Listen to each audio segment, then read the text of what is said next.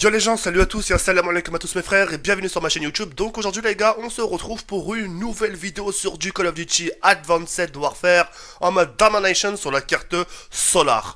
Donc aujourd'hui les gars, simplement très heureux et très farhan de vous proposer cette petite jolie bombe DNA qui traînait dans mon disque dur. J'avais complètement zappé que j'avais fait une bombe DNA sur cette carte là. Et donc je l'ai retrouvée dans mon disque dur, c'est pour ça qu'au final je vous la propose.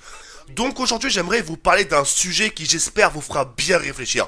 On va parler de la rentrée scolaire, mais on va bien approfondir la chose pour que vous vraiment vous puissiez comprendre le fond. D'accord? Moi si je vous en parle c'est par rapport à une connaissance de cause. Je sais exactement comment marche le Maghreb, comment marche l'Afrique, comment marche le Maroc, comment marche l'Algérie, comment marche la Tunisie. Ces trois pays là marchent identiques question mentalité. Et ça vous pourrez pas contredire. D'accord? Quand vous êtes une personne d'Europe, tu vois, quand tu es une personne d'Europe et que tu arrives au Maghreb, tu vois, t'auras toujours tes mahbabek, ouais, bienvenue, ah, ça fait plaisir de te voir, etc. Mais derrière tout ça, si tu observes bien la chose, vous demanderez même à vos parents, hein. Demandez à vos parents si c'est pas ça ou pas. Derrière ces mahbabek, par-dessus, c'est ouais, bienvenue, ça fait plaisir de te voir. Il y a le fin fond de la pensée. Le fin fond de la pensée, c'est quoi? C'est qu'est-ce que t'as ramené? Qu'est-ce que t'as ramené, monsieur? Je vis en Europe. Elle est où la Hadida? Fais-la, il est où la voiture? Il est où l'euro? Oh. Tu sais, pas spécialement pour eux, mais ce que t'as fait, de ta vie. Soi-disant, t'arrives d'Europe, monsieur, je viens d'Europe. Fais-la, il t'en m'en là. T'es en Europe, t'es arrivé ici, regardez, j'arrive de France, qu'est-ce que t'as ramené, mon frère? Tu vois ce que je veux dire ou pas? Et c'est pour ça, d'ailleurs, je vais vous parler de la rentrée scolaire. Comme ça, plus tard, vous serez bien. Tu comprends ou pas? Comme vous le savez tous, la rentrée scolaire approche. Je sais que ça vous fait chier quand je vous dis ça, ça doit vous faire des limites des frissons, ça doit vous faire peur. D'accord? Aujourd'hui, si je vous en parle, c'est pour vous mettre en garde encore une fois.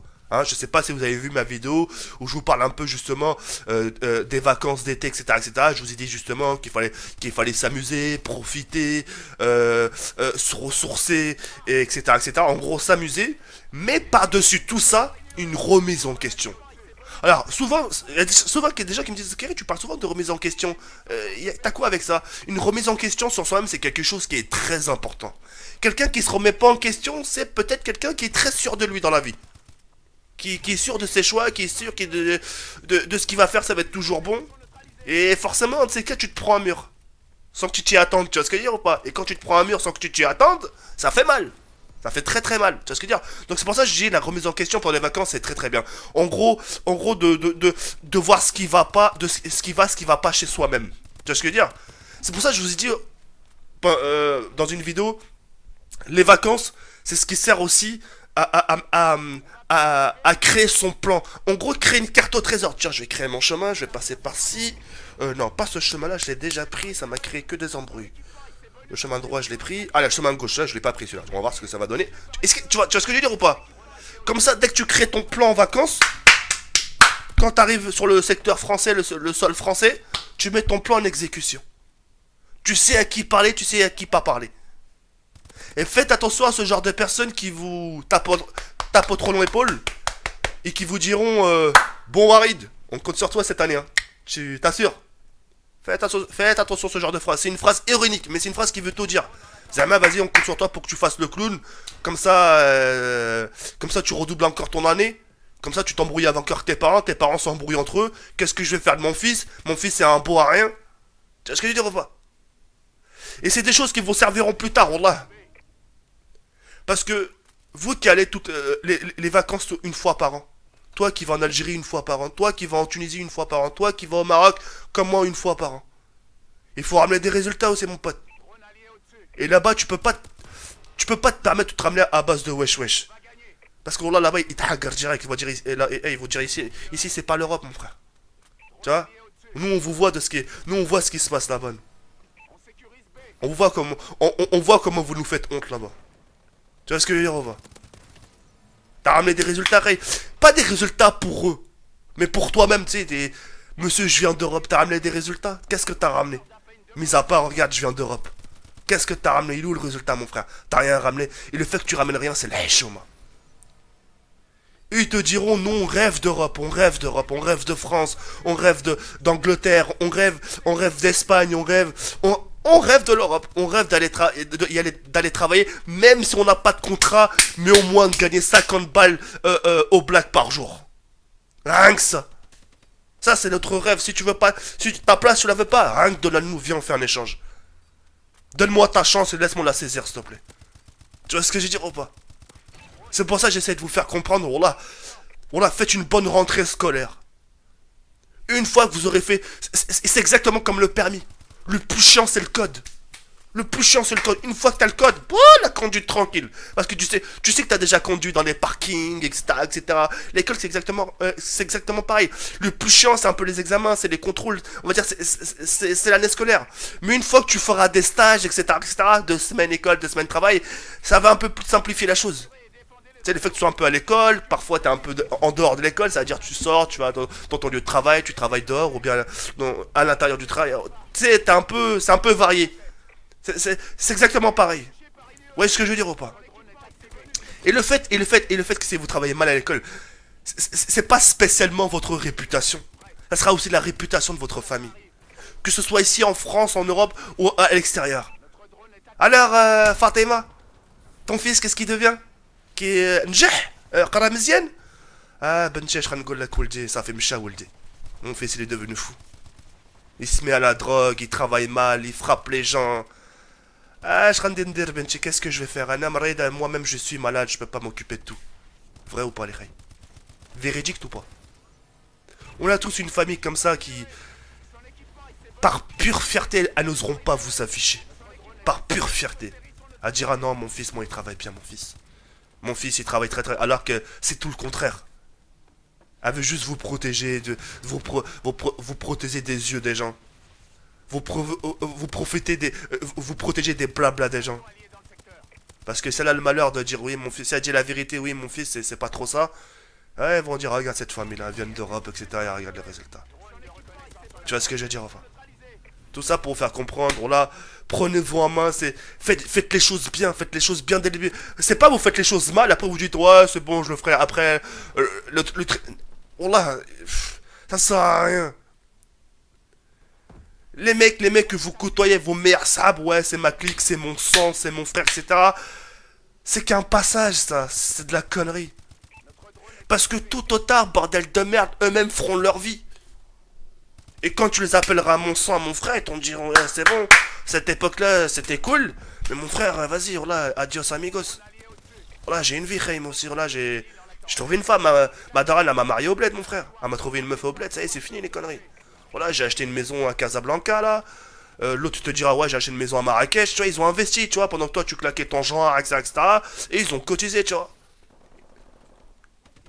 Ils ont bien profité de toi pour que tu puisses occuper leur temps, mais au final, ça y est, ils font leur vie, Ray. Ça fait mal, c'est triste réalité, parce que bien sûr, c'est des choses qui arrivent, c'est le quotidien d'aujourd'hui, mon frère. Mais bon. Tout ça pour vous faire comprendre, voilà, faites les choses bien dès le début. Faites les choses bien dès le début. Voilà, travaillez en France, faites votre vie en France, faites votre travail en France, etc., etc.